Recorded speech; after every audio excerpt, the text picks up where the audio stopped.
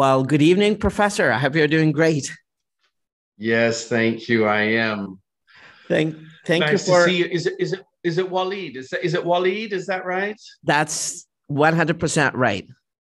Awesome. Nice to see you. Nice to meet you officially and finally. I'm sorry to to press on getting the meeting as soon as possible because I know that you're busy and with the passage of time, your busyness and your commitments are getting more and more probably. So I wanted It's to. true. It's crazy. 1 second. Is the lighting okay? I feel I need to drop the lights a bit. How's the lighting The on lighting is on my perfect. side? The lighting is Okay. And I perfect. won't I won't touch it. Okay, great. That's absolutely perfect. Do you hear me well, or should I just increase the volume of the device here? Perfect. It's Okay, great. perfect. So, Professor, thank you so much. This meeting is not going to be broadcasted live, but it's going to be edited, and then I will add your title and your name, and I'll tag your Instagram account and your YouTube channel if you have a YouTube channel. Because Yes, I I do. haven't. I'll send it to you. Thank you very much. That's Great. great. And I will post it on my account on my Facebook, not my Facebook, my YouTube, and actually Instagram. Professor, what you're doing is a great work. Tell us a little bit about where this passion to teach people English comes from. That's a great question. I think it sort of developed. I didn't actually think I was going to be that exceptional. And I'm not saying I am exceptional, but I didn't think that, when I first undertook this enterprise, that this would be anything unusual. Although, having said that, I did feel I had a message to articulate, at least to the upper intermediate and advanced learners and teachers. I felt I had some insights basically based on my experiences. I wasn't just an English teacher. I'm a history professor. I teach research methods, academic writing. And so, and I'm an active writer. So these are different experiences that the common or average English teacher doesn't have. I'm an active teacher at university, 2 universities. So I've got a lot on my plate and I've had a lot of experiences and I've tried to sort of hone the different subjects, teaching skills within those. And so I felt approaching English from a sort of multidisciplinary angle, if I can call it that, would offer something fresh and new. And indeed, it's sort of seems like that's been the case. Well, that's great. So I see in your video a huge diversity of lessons, but what caught my attention is pronunciation. So just to tease you, is pronunciation that important in English? I mean, I know the answer on my side, but I want you to clarify to people why, and probably here, me and you are going to be biased. Do you think pronunciation is essential and important and in the core of language learning? And if yes, why? Okay, so this can be a simple question or it can be very complex. I'm going to adopt a simple upfront answer, and then we're going to, I think, elaborate upon it. So ultimately, pronunciation isn't important if they understand what you're saying. But in reality, it can be important. So if you give me just a minute, I'll explain my answer. Okay, great. I have the following position. So I hold these pronunciation classes every Sunday live on Instagram, free to help people. Here's my philosophy on why you should be there, for one of two reasons. One, people actually can't understand what you're saying because your pronunciation, a thick accent or whatever you want to call it, is inhibiting the communication process. That's the most serious case. And that is definitely a candidate for someone who needs to sort of improve their ability to articulate in English. The second case is more, it's more personal. You just, people want to improve their accent or their, let's call it pronunciation. I don't want to get into this theoretical debate on can you change accents, your pronunciation. And I think that's their prerogative. And I embrace that, and that's fine. Now, here's what I'm not doing. I'm not saying if you come from that country, you should sound like me. I don't, if I can understand you, I'm happy with your accent. Perfect. I will never suggest that you change your accent, unless I just can't understand a word or two, then we might have to deal with that. But if I can understand you, you have a fine accent. Now, I want to just add one more subtlety to what is a pretty basic answer. And that is that if you have an exceptional accent, and I can say, Waleed, you have a very, very pleasant accent, which is why you're doing what you do on the mic. Very pleasant to listen to you. If people have an exceptional or very pleasant accent, it enhances the communication experience. And there's a lot of other issues and sort of, fall offs from that. But that's an extra. That's sort of at the top.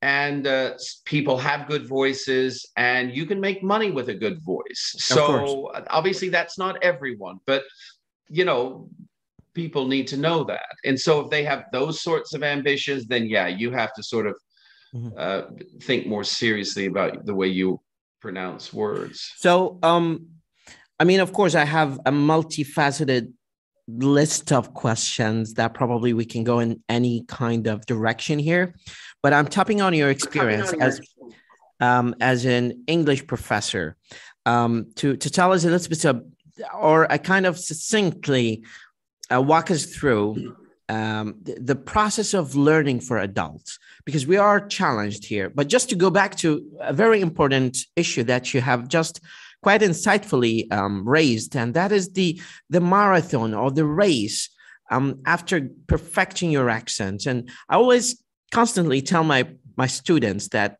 it's not about the accent, it's about the message that is conveyed.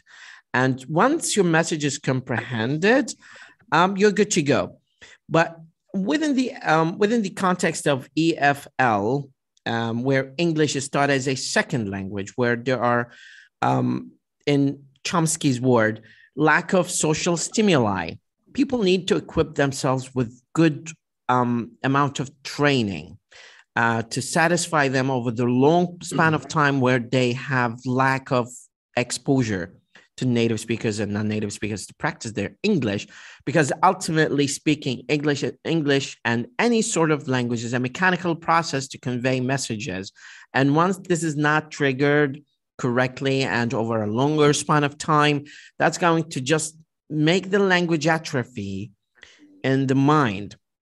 However, the point that I wanted to mention, since we're talking about accents, a lot of teachers in Middle East and North Africa and Russia, probably, they try really hard to just perfect their accent to become a role model where there's lack of social stimuli.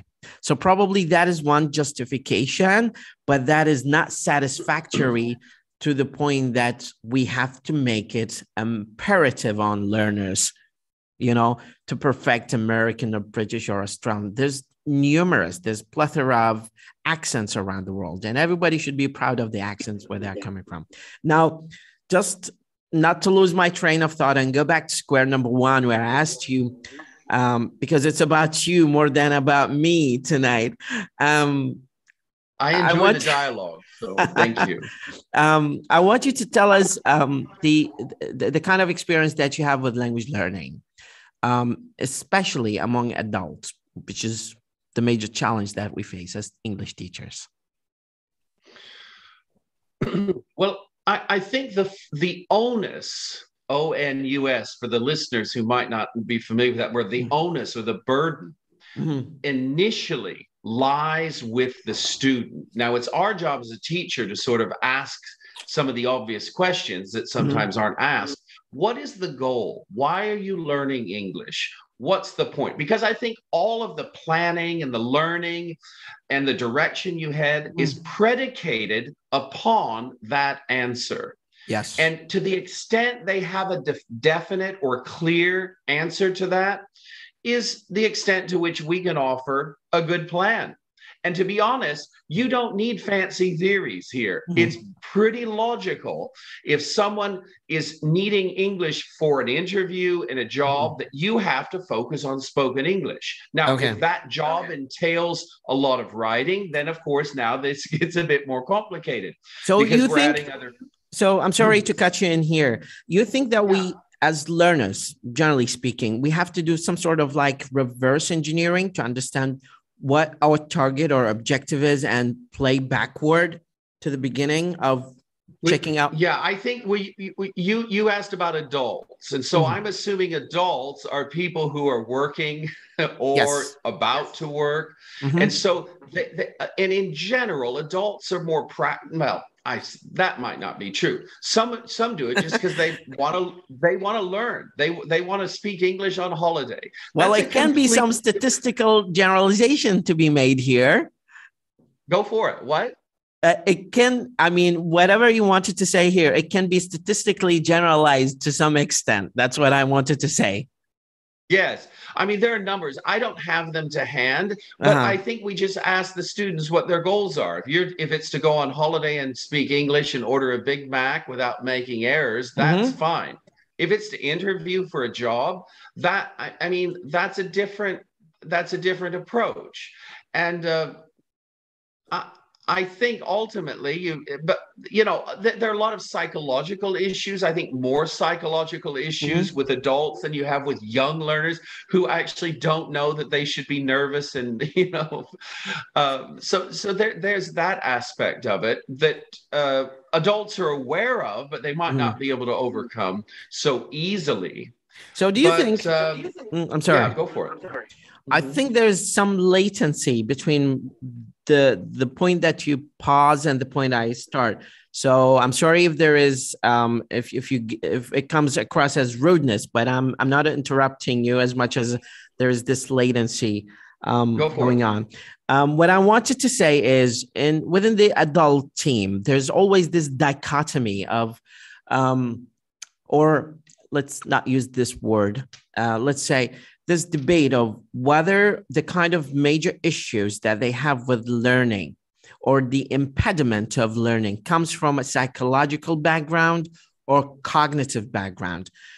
Oh, I see. I get a lot of people, especially when I teach. I'm teaching right now 15 employees from the Ministry of Defense, and they say we have some memory degradation and we cannot learn, and we have this blah blah blah. And I think my memory is just dying because I'm getting older, so I don't think I'm going to be able to learn. Prove me wrong.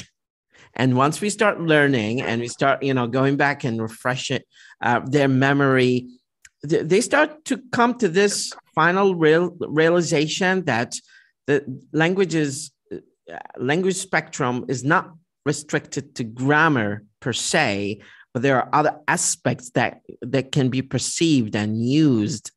And it just comes down to the amount of practice that they have. So what is your comment on this issue particularly? Do you think adults suffer from psychological implications or cognitive, and why? And maybe something else?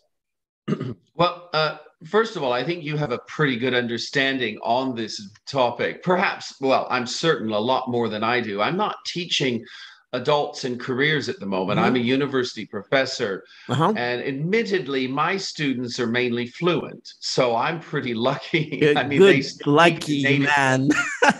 they're advanced C1, C2 levels. So yeah, that's great. I'm not dealing with these psychological impediments, to borrow your word. I'm dealing with different impediments of a emotional nature, and that's just sort of complacency and motivation, which is different.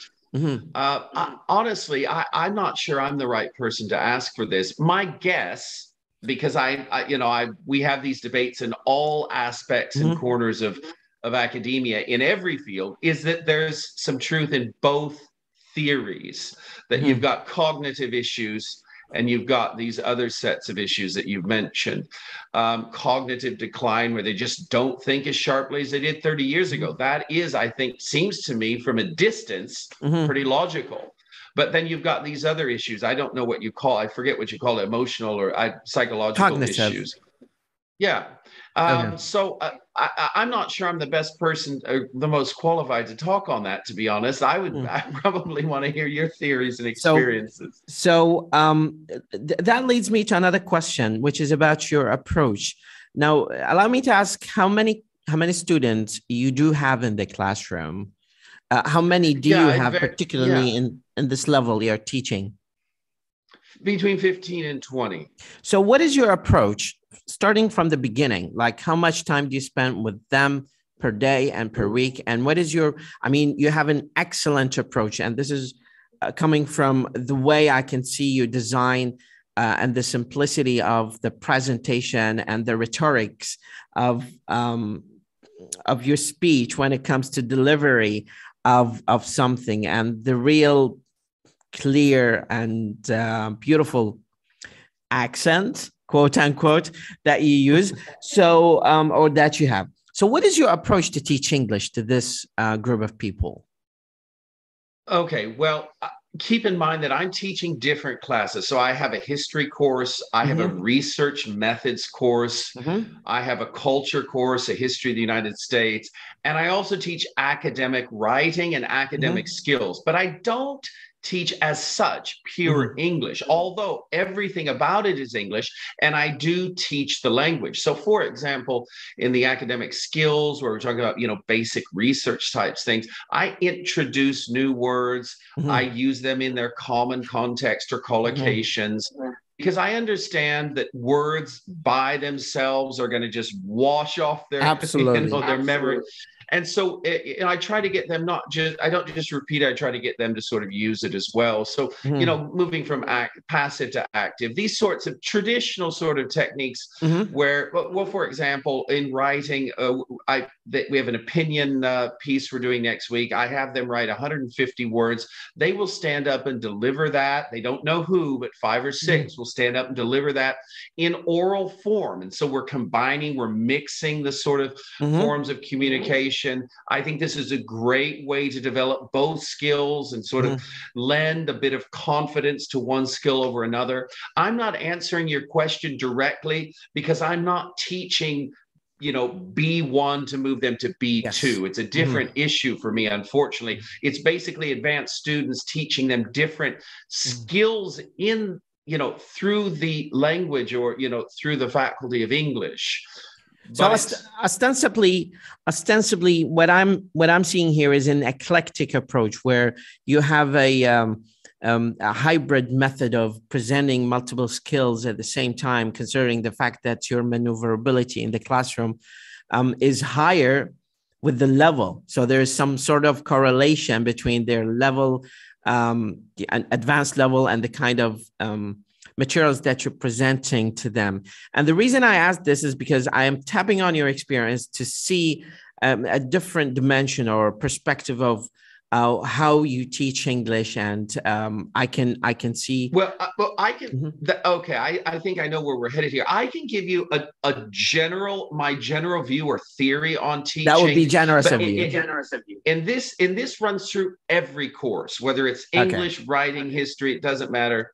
Research methods. I taught last year a doctoral course. I've given guest lectures to university faculty on publishing. So through all of these, it's the same, and that is that communication involves, I'm simplifying it now to the 2 areas I can control most, and that is language and ideas. These are 2 areas that I have a lot of control over. I'm not so good at the psychological, emotional aspects, mainly because I meet these students 1 time a week for an hour. You asked about frequency earlier, so I offer that.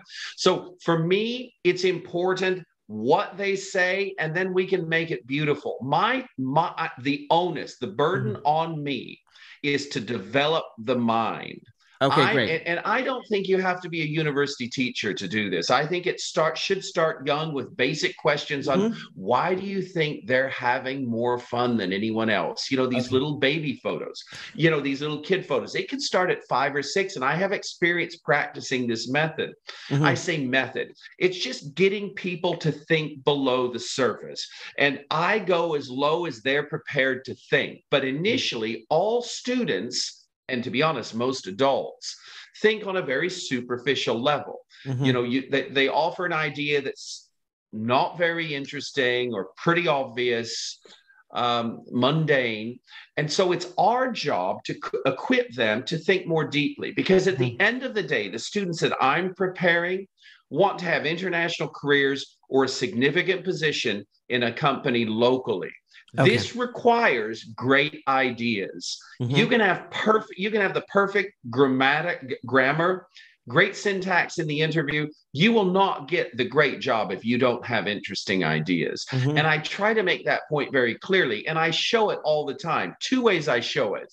I model it by showing them, I do the examples I ask them to do, and I show them, I just model better ideas. That's the first thing, but it's taken many years. It's not that I'm a genius. I have to work hard at it, but I've done it for 35. I'm writing for 30 years now. So I get, you know, sorry, 20 years. And, you know, so it's sort of, I have an advantage of time and experience. That's the first thing. I model it and say, look, this is what's possible. And the second thing is then I criticize in a very gentle way their own ideas. Is that really logical? Have you thought about that? You know, getting them to think in a, you know, more a vertical rather than horizontal manner.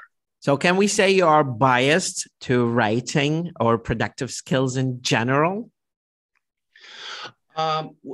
Yeah, well, I think speaking as well, though. I mean, if you're giving a presentation, if it isn't well structured, I mean, if you don't have anything to say that's interesting, that presentation or report, if you're giving a report to the board of directors or whatever, your boss, it's the same issue. It's going to be it's going to have the same effect, whether it's in written form or oral form. And this is what I try to do, is show them with every skill that there's a practical application where in your future, if you think seriously about it, this is very much necessary. So I try to show that skill, and I genuinely try to do it. I'm not just saying it. This skill, I say it in this manner, very directly. Let me tell you why this is important. Because imagine you're giving a speech. So we did work on sources and, you know, source criticism, and, you know, your speech is as good as your sources, and this sort of very general idea. So if you have poor sources, you're going to have a problem if you have a critical audience. Now, if you don't have a critical audience, you might get away with it. But in my experience, the people who matter most are the best thinkers. They have the best ideas, and they're going to have the most informed opinions about your reputation and your delivery. So I don't think it's just writing, but you're right. It's these active communication skills. But of course, it bleeds into, you know, reading, because you develop your ideas in 2 ways, your critical thinking in 2 ways. Either it's modeled by you, by your teacher or your boss, or you're reading a really interesting writer who shows you a different way to think about something. So over the trajectory of 20 plus years that you had, you know, teaching and experiencing, what was the most influential element that just changed and triggered this kind of deep thinking in you, professor? Is it writing? Is it reading? Is it social contacts? Is it the elite kind of people that you meet? Or is it something different? Maybe that is going to enlighten us to probably invest more time as scholars in this domain and try to investigate it more, since you're ahead of us by miles, probably, in this category of thinking and critical thinking and deep thinking. So I'm tapping on your, rich and great experience in this domain. well, I'm not sure how rich it is, but I can tell you that's a great question, by the way. I think there are multiple sources. Now, I had the luck, I'll call it luck. There's a lot of luck involved. I studied at Oxford and Cambridge, and my professor at Cambridge and Oxford were they were the doyens. And for those listening, Doyen is the head or sort of unofficial leader in any academic field. They were doyens in their field. One held the top position in history in Oxford. The other was the most prolific writer in my field in all of the English language world. And these are both historians. So I was motivated by the social environment. What's the name of the second, if I may ask? David Crystal or somebody else? Well, okay, so I did history. David Crystal does more the history of the English language. I do history of Europe. Okay, but I've read David Crystal, and he, of course, he's very interesting and very, had a great impact on how we see English in its context. But I did more European history. But so it was, well, I can just tell you, Eamon Duffy was my supervisor in Cambridge, and Professor R.J.W. Evans was in Oxford, the Regius Professor, which is the highest position in the department. So I was very lucky. I worked hard, but a lot of it's luck as well. So I had exposure, on a regular basis to towering figures, not only in, the university, but in just general thinking. And so I was immediately challenged. I immediately understood that I am not very smart and I need to up my game. Yeah. And then secondly, the people you're around, the friends you meet, they're quite, they're gifted. They challenge you.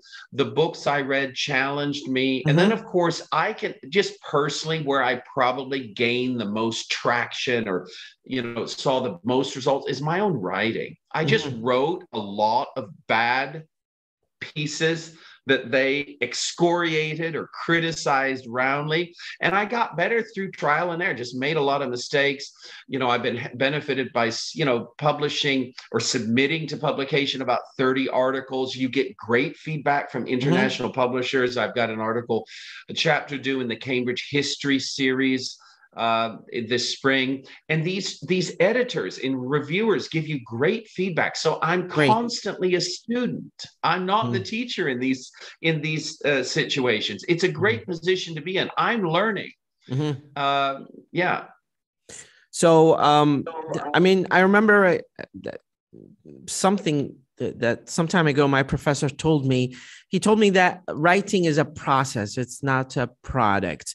So probably this is going in alignment with what you have just nicely stated, and probably you've just said it in a greater way, that having contact and supervision by doyens and great people and socializing, getting peer review, just to paraphrase what you have just said, and your personal effort can lead you to where you want to be. And this is exactly what I was expecting from a great professor like you here. And it's actually really privileged. I don't want to take your probably relaxing time today. It's a great opportunity to talk to you, Professor, and hopefully this is not our last meeting. And I haven't officially presented myself to you. I have finished my master's degree in TESOL, or TESOL, from Middlebury Institute of International Studies at Monterey. Oh, wow. Returned back to Iraq in 2013. I just graduated with my PhD in English linguistics a few months ago from Babylon University. Thank you. So I really saw that you can be a beacon to millions of people, actually, and what you're doing, probably you're getting told this on a daily basis, but what you're doing is great. You're working as a beacon to people who are trying to learn English, and probably they are lost in this big market of books and sources, and you're just making everything simpler. So this is something that I'm carrying to you from downtown Baghdad to tell you that you're doing great, whether you're in Moscow or you're on the other side of the hemisphere. So Thank you so much, Professor. It's a great privilege. Hopefully, we'll stay in touch. And if you are willing to present another topic, I'm always there, just one message away to get in touch. Thank you, Walid. It's been a pleasure to meet you. And I hope we can continue this dialogue in the near future. Absolutely. Absolutely. Thank you, Professor, and we'll stay in touch. I'll send you the link to everything that I will do with this video later when I finish the editing. Great. Thank you, Walid. Have a blessed evening. Bye-bye. Good night. Thank you. Have a great evening. Good night.